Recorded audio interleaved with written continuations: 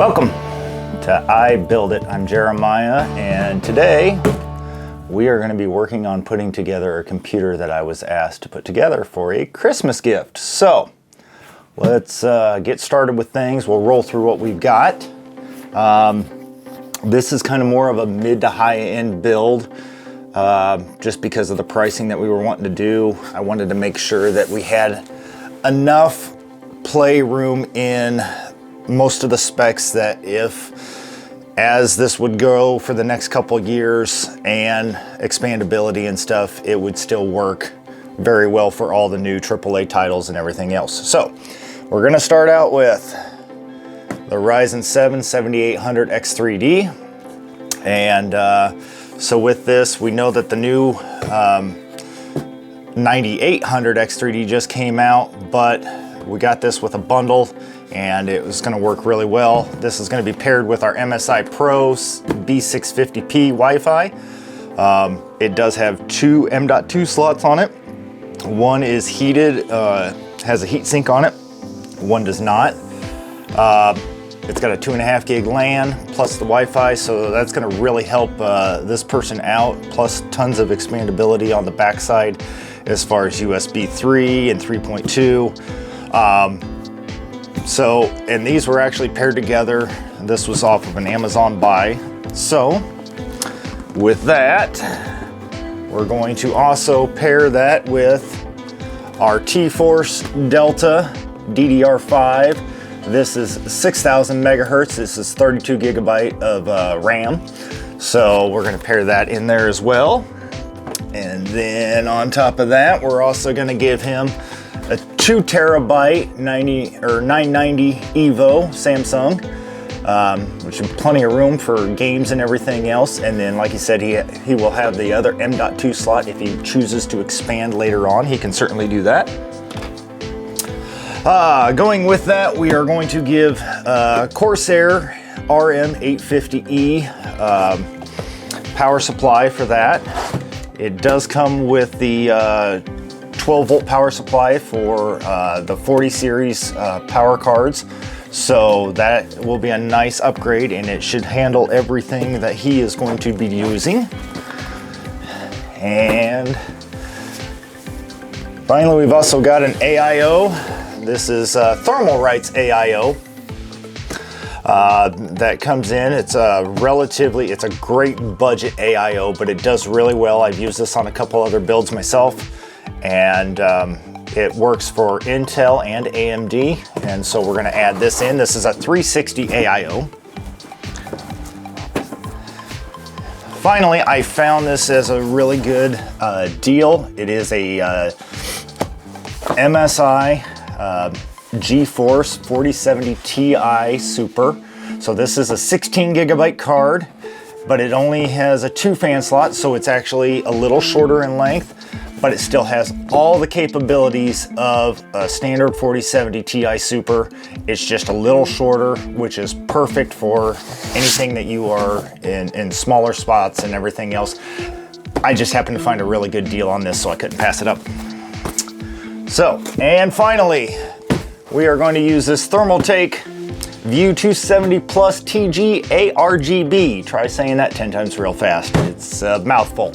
Anyway, we're going to use this. It was another budget deal. We found a great deal on it. So let's start tearing things apart and we will get started on things here. Again, this one has all the input outputs on the top part. It comes with 2 USB 3s, a Type C,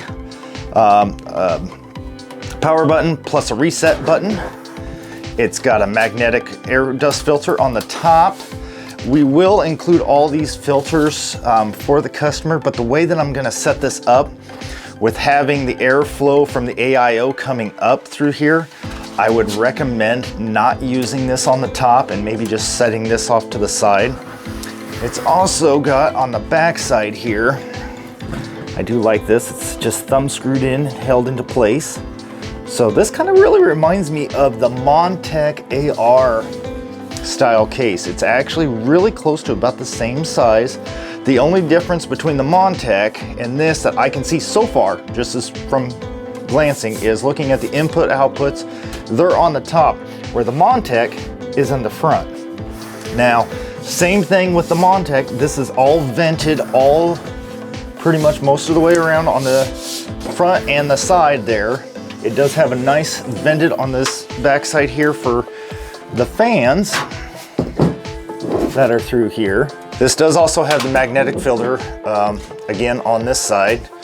So what I ended up doing, or what I like to do, is something just to think about. For people that have these and still want to use their things, keep their magnetic deals, I actually set mine on the back side of my case there, and then that way I still have my airflow, I still have the magnet if I ever need to change things out in the future, and it's just readily accessible and I never lose it. This does come with a screen for the bottom part for your power supply, which we will definitely want to leave that on there. Like I said, it's just another magnetic deal.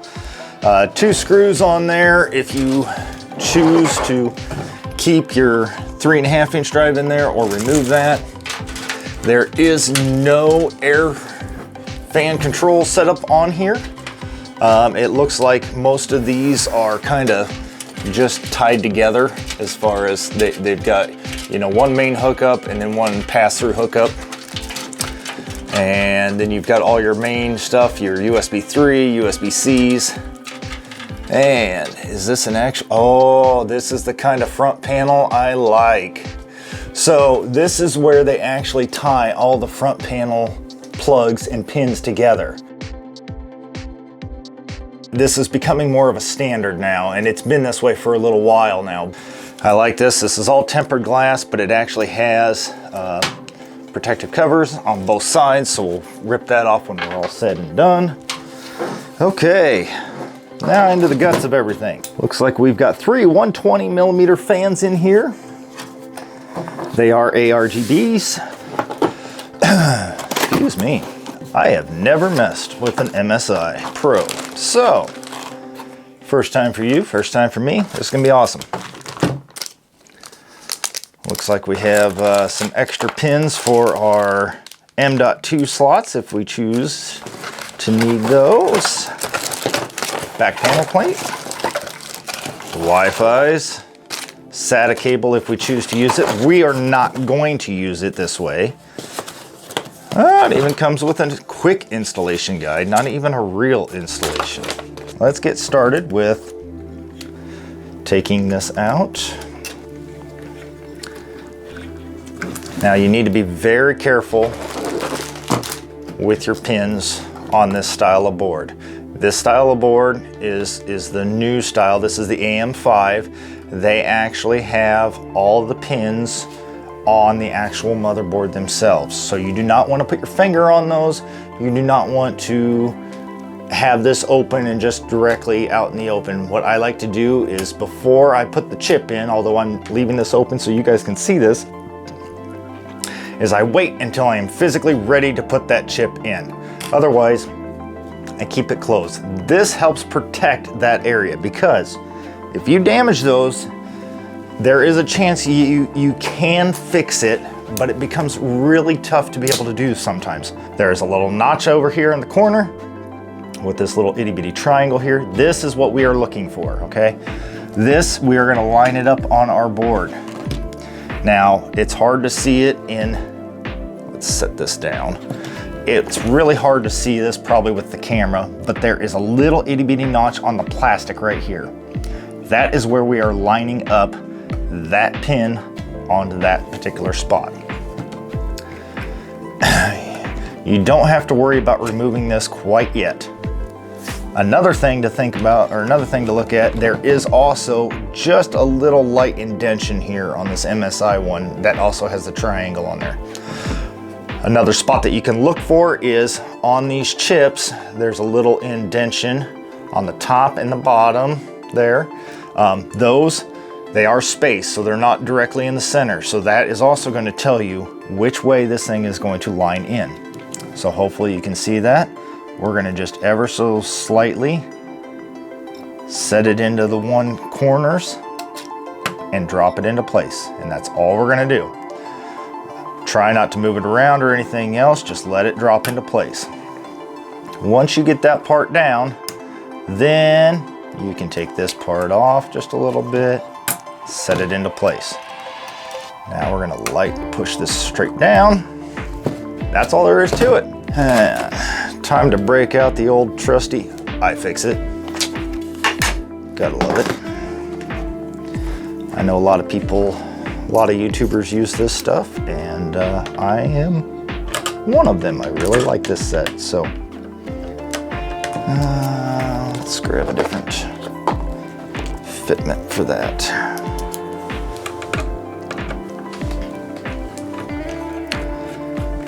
Okay.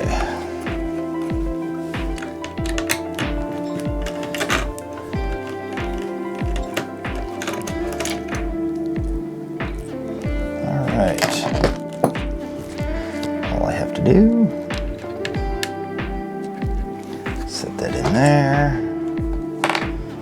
We'll get it spun into place. Okay. Set the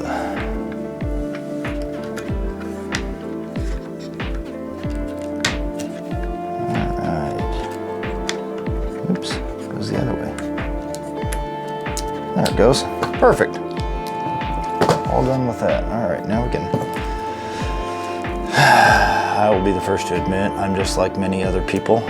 Make sure you take the plastic off of the heat sink deal off the back side of the board, because if you don't, yeah, you'll regret it later on. You'll wonder why your thermals are hot, and you'll sit there and thank me later. Okay, so since we are going to run these, we're running 2 channels, and we like to run this in 2 channels because of the fact that this helps access RAM faster than running a single channel. If we run a single channel, that just means using a single DIMM in there. You can buy a single DIMM of 32 gigabyte and make this work, but the problem is then you're only down to a single channel. And so when the memory is trying to access stuff for gaming and everything else, it's going back to this particular DIMM to just grab that stuff. And now we're held up by the throughput of the bus board and everything else. When we have it in dual channel, now we can access both, and we can change that. So we're gonna line this up.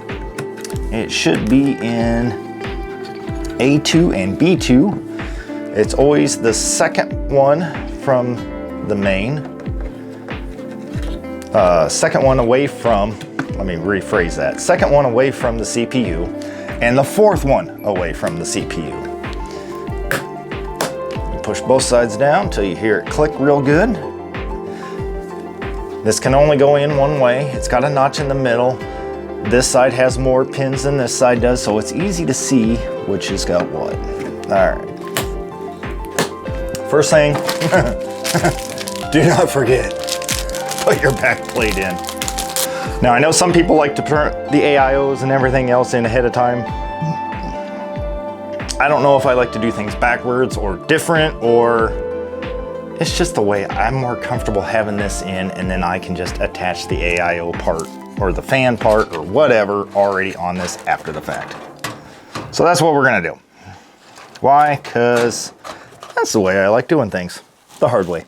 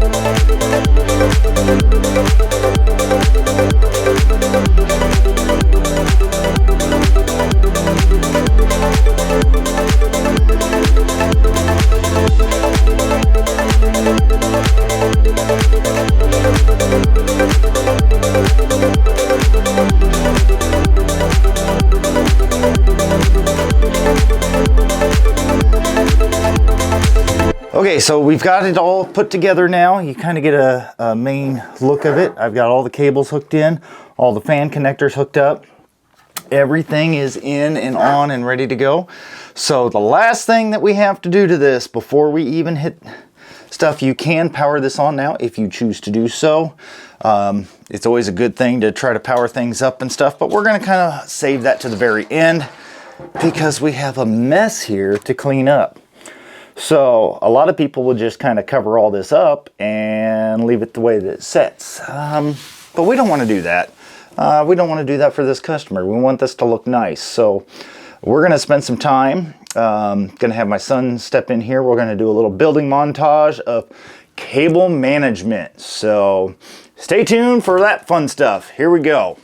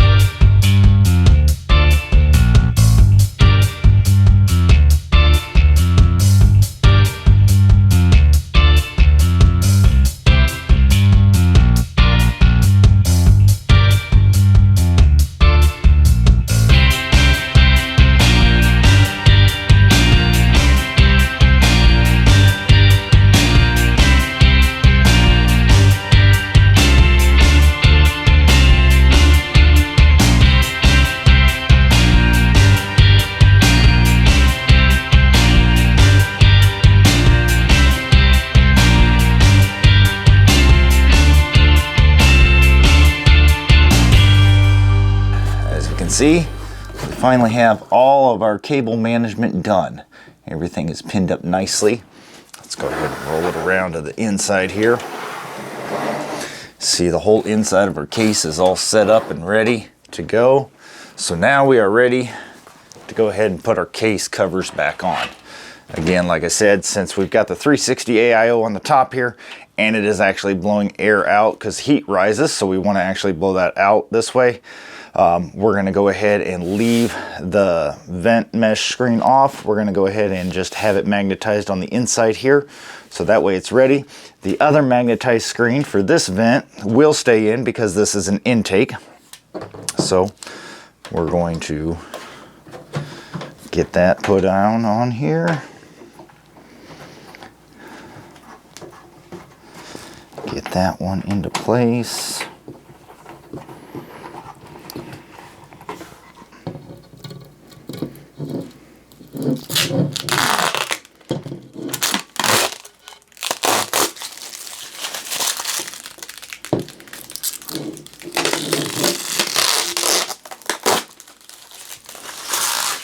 Okay.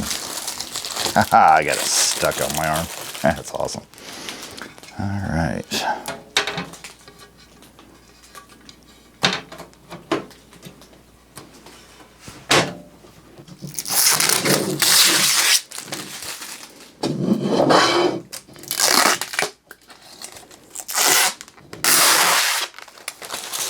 Right.